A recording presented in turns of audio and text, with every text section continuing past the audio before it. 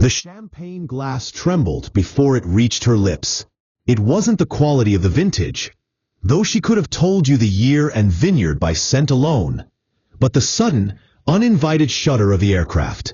A low, metallic groan ran through the fuselage as the plane dipped, recovered, and steadied. Around her, the soft glow of first-class lighting cast warm gold over polished mahogany trim and brushed aluminum fixtures. A designer illusion meant to make 30,000 feet feel like an exclusive lounge. But in Seat 2B, Madeline Rothschild felt none of the comfort she'd paid for. Her gaze was locked, sharp, almost surgical, on the creature lying across the narrow aisle gap beside her. A large golden retriever, too calm for an ordinary pet, its head resting gently against the thigh of the man in 2A. His knuckles were white where they gripped the armrest. His chest rose and fell in uneven bursts.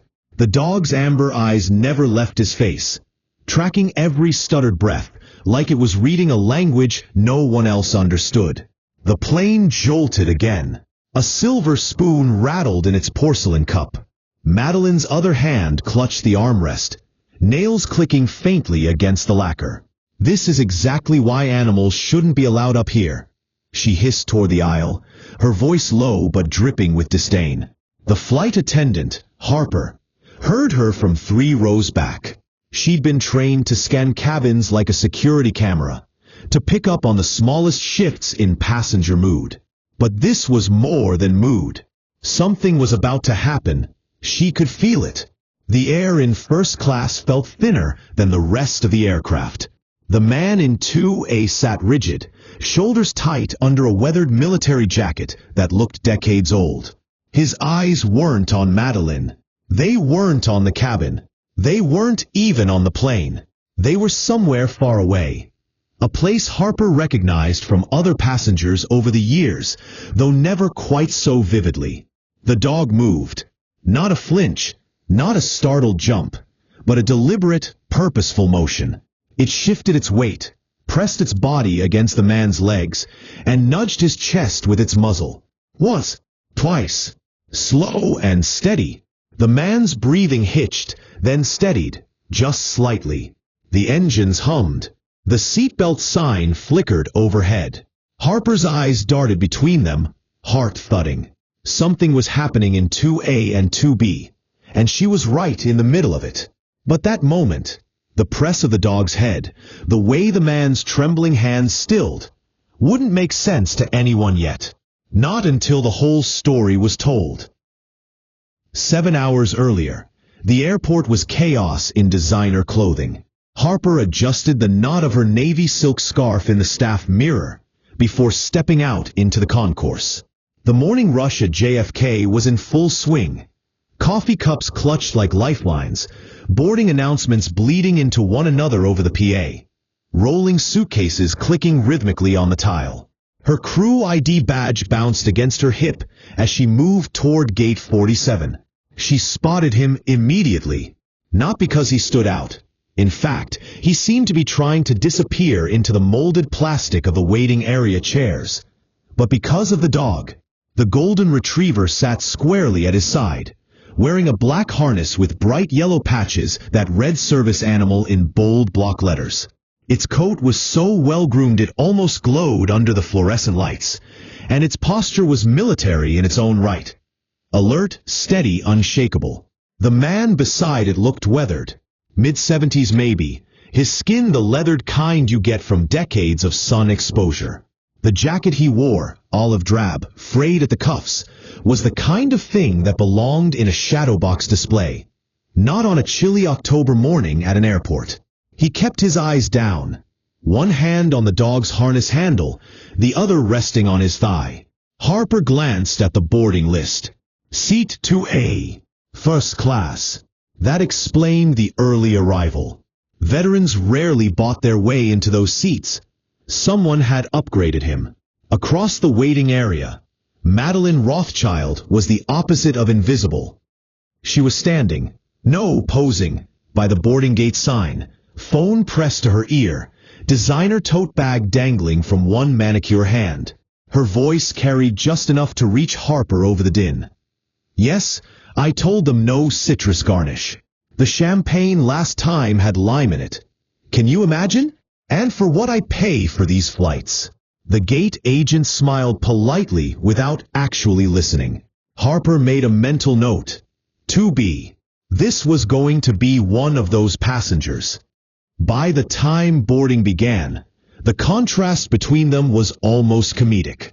Harper guided them both down the jet bridge, the man letting the dog lead with quiet confidence, Madeline sweeping in behind them, heels clicking like punctuation marks.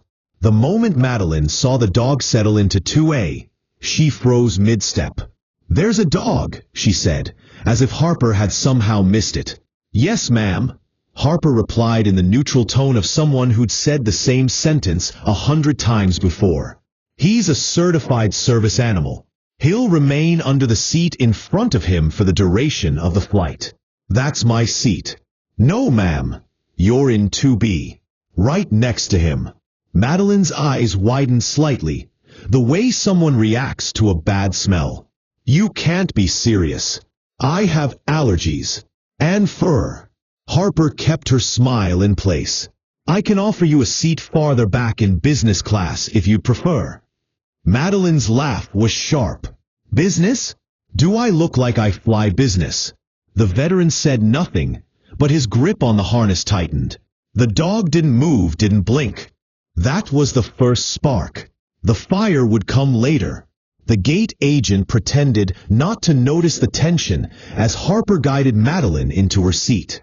The wealthy woman lowered herself with the stiffness of someone sitting on a questionable park bench, carefully angling her knees away from the dog, as if proximity alone could contaminate her silk skirt. She placed her tote in the seat next to her for a moment, deliberately ignoring Harper's gentle reminder to stow it. The veteran, still silent, kept his eyes down. He leaned slightly toward the dog, whose breathing matched his own. The animal's head rested on his boot now, tail still. As first class filled, Harper moved between passengers, assisting with coats, carry-ons, and the usual requests. There was an art to this, keeping interactions light enough to feel personal, but brisk enough to move through them all without slowing boarding. She could do it in her sleep. But today, her awareness kept circling back to 2A and 2B. Madeline was already speaking to someone on the phone again, voice carrying. "I told them, I can't sit next to animals, and now apparently I have to endure this. Oh, it's ridiculous, Vanessa. Absolutely ridiculous." She ended the call with a flourish, then caught Harper's eye. "Are you sure there are no other first-class seats?" Harper had checked twice already. The flight was sold out. "I'm afraid not, ma'am." Madeline sighed heavily, as if forced into a great act of charity. "Fine, but if there's so much as one hair on my cashmere by the end of this flight." The veteran's eyes flicked up just briefly. Something in them, not anger, not even irritation, but an old kind of tired, made Harper want to step between them. Once boarding was complete and the aircraft pushed back from the gate, Harper began the usual safety checks. Overhead bins latched, seats upright, electronics stowed. The hum of the engines deepened as they taxied. The smell of brewed coffee drifted from the galley as the crew prepared for takeoff service. Harper passed through the curtain into economy, where a young man in his early 20s sat gripping the armrests in 14C. "First time flying?" she asked. His laugh was shaky. "That obvious?" She nodded toward his knuckles. "Relax your grip. The plane's not going anywhere until you let go of it." He smiled faintly, tension easing a little. I've watched too many disaster documentaries." Harper leaned closer. "Tell you a secret? Pilots hate turbulence as much as passengers do. They avoid it whenever they can. You're safer up here than you are driving to the airport." He nodded, reassured, though she knew he'd be pressing the call button at least twice before the first meal service. In row 19, a woman with twin toddlers was already juggling juice boxes, picture books, and one stuffed rabbit that had been dropped 3 times. Harper knelt to pick it up again, handing it over with a smile. The mother mouthed thank you over the din of squeals. These were the parts of the job people didn't see on glossy airline commercials. The small kindnesses that kept the whole fragile ecosystem of a flight from tipping into chaos. Back in first class, Madeline had her laptop open before they'd even leveled off. She typed furiously, her tote bag perched defiantly on the empty space between her seat and the aisle. Harper gently moved it to the overhead bin during her sweep, earning an icy glare. The veteran sat still, hands resting on his thighs, gaze fixed on some middle distance beyond the seat in front of him. The dog's ears twitched occasionally, responding to sounds Harper couldn't hear. When Harper offered the hot towel service, Madeline took hers between two fingers as though it were contaminated.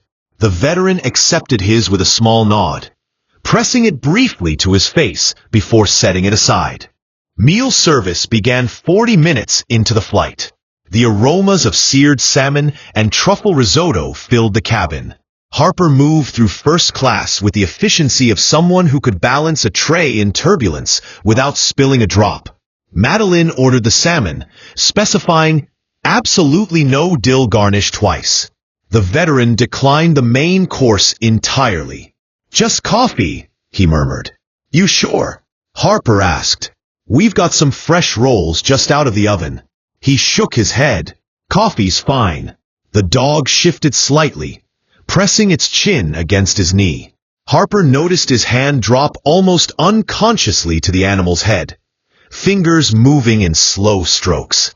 As she returned to the galley, she overheard Madeline muttering into her phone again. "I'll be sending a strongly worded letter to corporate. Imagine charging this much and letting animals take up premium seats." An hour into the flight, the first light turbulence began, just enough to make glasses clink and passengers glance up.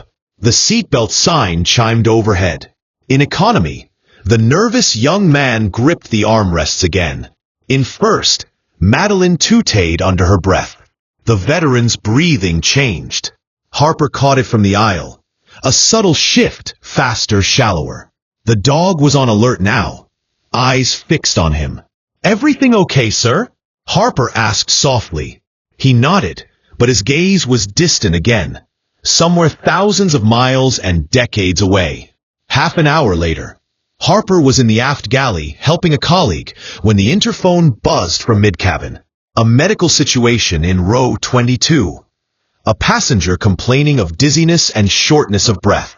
Harper grabbed the oxygen kit and headed back, weaving through passengers already craning their necks to watch. As she crouched beside the pale, sweating man in 22A, she heard the turbulence worsen. Overhead bins rattled. Cups slid an inch across tray tables before being caught. In first class, Madeline braced herself, muttering, "This is absurd." The veteran's hands were trembling now. His jaw was tight. The dog shifted fully against his legs, nudging him firmly in the chest.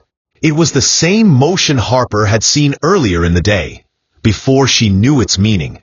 The turbulence was steady now, not violent but insistent, a reminder that the world outside the fuselage was unpredictable. Harper steadied herself on the seatbacks as she worked, one eye on the passenger in 22A who was taking oxygen in slow, careful breaths, and the other on the forward cabin where the real storm was quietly gathering. The veteran's shoulders were rising and falling too quickly for a man who was simply riding out a bump in the air. His left hand had gone rigid on the armrest. The other was now gripping the dog's harness handle. The dog pressed against him, firm and unyielding, its head pushing against his ribs in measured intervals. Harper finished logging the medical incident with her colleague, leaving another crew member to monitor the passenger in 22A, and made her way forward. Madeline caught her mid-aisle, one manicured hand reaching into the air. "Excuse me, is the turbulence normal? I paid for a smooth flight. I can't sit here like this." Harper nodded with professional calm. "It's completely normal, ma'am. We're in contact with the cockpit, and the pilots are adjusting the route to find smoother air." "Good," Madeline said, though her eyes darted to the dog again. "And if you can move, that's somewhere else. I'm afraid the service animal must remain with his handler." Madeline's mouth pressed into a thin line, as if Harper had personally engineered the situation to spite her. In the galley, Harper checked the turbulence forecast on the crew tablet. There was no avoiding this patch. They'd be in it for at least another 20 minutes. She poured water into a plastic cup for the veteran, then knelt beside his seat. "Sir," she said softly, setting the cup on his tray table. "We'll be through this soon. You're doing fine." He glanced at her, not quite focusing, but enough for her to see the sheen of sweat on his temple. The dog's ears flicked at her voice, but stayed locked on its handler. "Thanks," he murmured, his voice hoarse. His free hand continued its slow, repetitive movement over the retriever's head. The next jolt was sharper. Glasses clinked. A few passengers gasped. The nervous young man in 14C pressed the call button again. In row 19, one of the twin toddlers began to cry. The kind of exhausted, unsoothable wail that cut through white noise and idle conversation alike. Harper made another pass through the economy cabin, checking on passengers, adjusting overhead bins, offering reassuring smiles she hoped looked more convincing than they felt. When she returned to first class, she caught the tail end of something the veteran was saying. Low murmured, almost as if to himself. She didn't catch the words, but the cadence was not conversational. It was practiced, rhythmic. A mantra. The dog leaned harder into him. Madeline watched the scene with narrowed eyes, but her expression was different now. Less irritation, more calculation. Harper couldn't tell if it was concern or suspicion. The seatbelt sign stayed lit. Harper remained in the forward galley, bracing against the occasional sway, listening to the muted thrum of conversation beyond the curtain. The engines had settled into a steady hum, but the air still felt unsettled, pockets of shifting pressure pressing invisible hands against the fuselage. She'd been a flight attendant long enough to know when the true tension wasn't in the weather. It was in the cabin. 2 hours into the flight, meal trays had been cleared, coffee service finished, and passengers settled into varying states of restlessness. Madeline had taken out an eye mask, but wore it like a headband, still too keyed up to sleep. The veteran sat exactly as he had at boarding, upright, still, the dog at his feet. If Harper hadn't been watching, she might have thought he hadn't moved at all. When the next roll of turbulence hit, it was subtle, but enough to make the cabin collectively shift in their seats. Harper saw it happen instantly. The veteran's breath shortened, his shoulders tensed, and his eyes unfocused. The dog was on him in a heartbeat, not climbing into his lap, but pressing with all its weight against his legs, its head nudging into his chest in firm, steady rhythm. Harper froze mid-step. She'd seen service animals in action before, but never so precise, never with such quiet intensity. Madeline glanced sideways at the pair, something unreadable flickering in her gaze. The interphone buzzed again from the rear. Another minor passenger issue. Harper answered quickly, her voice low, before slipping back into the aisle. But even as she walked away, she knew she'd be keeping one ear tuned to the front of the cabin. Somewhere over the Atlantic, the turbulence began to fade, but the cabin's atmosphere didn't ease. Harper sensed it, the quiet storm still circling in 2A and 2B. She passed the veteran one more time, checking discreetly. The dog's breathing matched his now. He was calmer, not at ease, but anchored. And for the first time since boarding, Madeline said nothing. She just sat, eyes fixed on the dog, hands resting loosely in her lap. The captain's voice crackled over the PA, announcing smoother air ahead and an on-time arrival. A ripple of relief passed through the passengers, but Harper kept her focus forward. The flight wasn't over, and neither was whatever had been quietly unfolding in first class. As she moved back toward the galley, she caught Madeline's voice, softer now, directed at the veteran. "I didn't realize they could do that." The man didn't look at her. He just nodded, one hand on the dog's head. The cabin lights dimmed for the overnight portion of the flight. Passengers settled in, the drone of engines lulling most into sleep. Harper did her rounds, checking seatbelts, refilling water, adjusting blankets. When she reached 2A, the veteran's eyes were closed, his breathing steady. The dog's head rested across his boots, eyes half-lidded but awake. In 2B, Madeline sat awake in the dark, staring at the retriever as though trying to reconcile it with the world she'd known before boarding. Harper didn't interrupt. She knew the air was still holding its breath.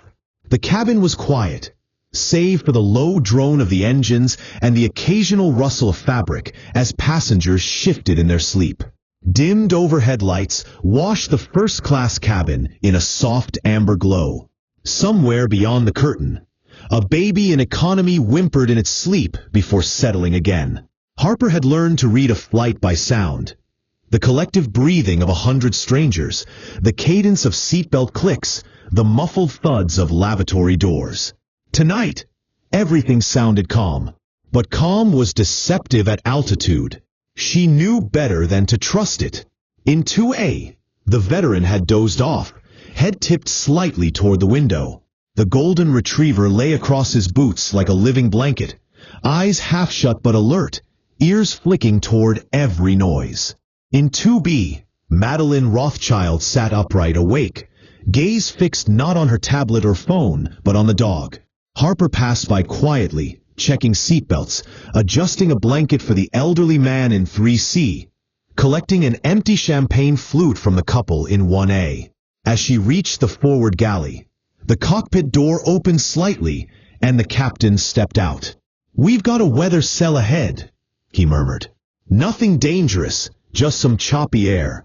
Let the cabin know to buckle up." Harper nodded. She'd been expecting this. She picked up the interphone and made the announcement in her practiced, even voice. "Ladies and gentlemen, the captain has turned on the seatbelt sign. Please return to your seats and fasten your seatbelts. We'll be experiencing some turbulence shortly. Thank you." The first jolt came 10 minutes later. A short, sharp drop that made glasses rattle and the curtain sway.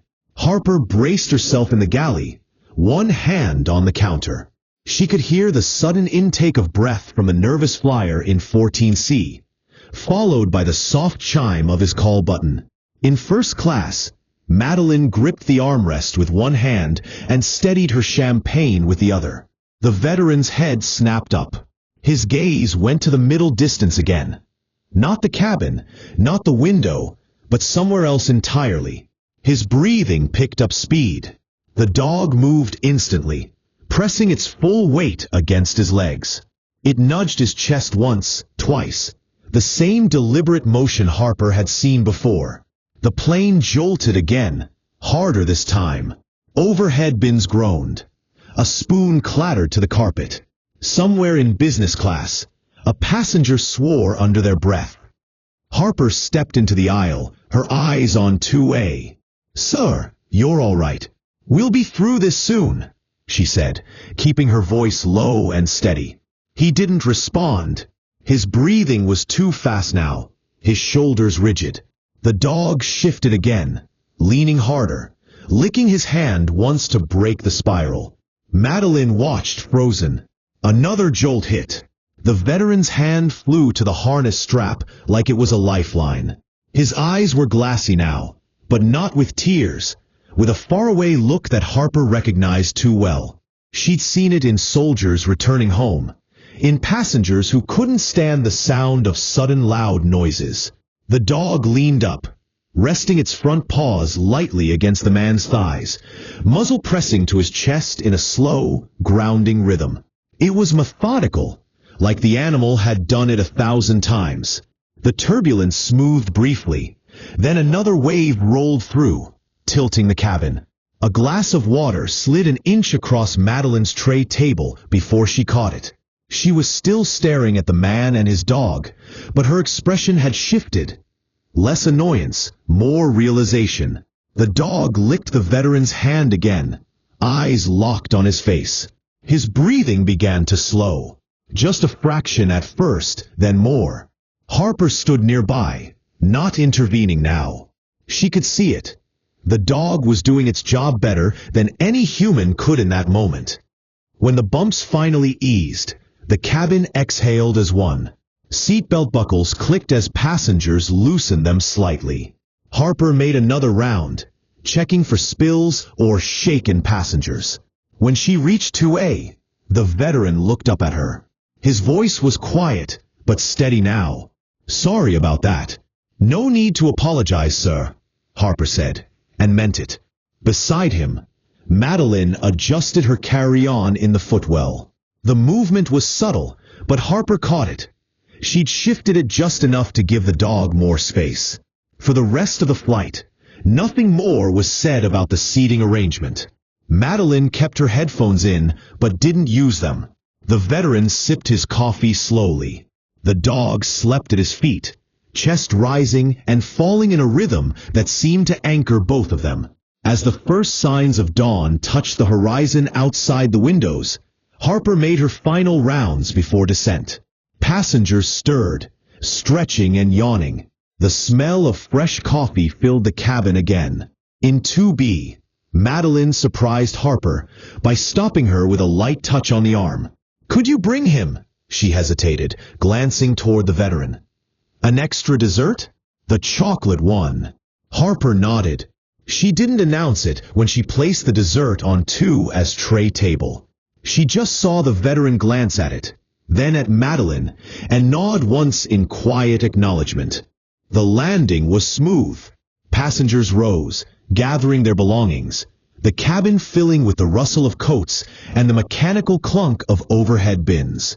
As they disembarked, Madeline stepped into the aisle behind the veteran and his dog. She didn't speak, but she didn't look away either. When they reached the terminal, Harper watched them part ways. One toward the baggage claim, the other toward the private car pickup area. She would never see either of them again, but she would remember the look in Madeline Rothschild's eyes when she realized the golden retriever in 2A wasn't just a dog. Harper lingered in the emptying cabin, checking seat pockets, straightening blankets. She paused by 2A, looking at the impression of boots in the carpet where the dog had lain. 30,000 feet in the air, people revealed themselves in ways they never would on the ground.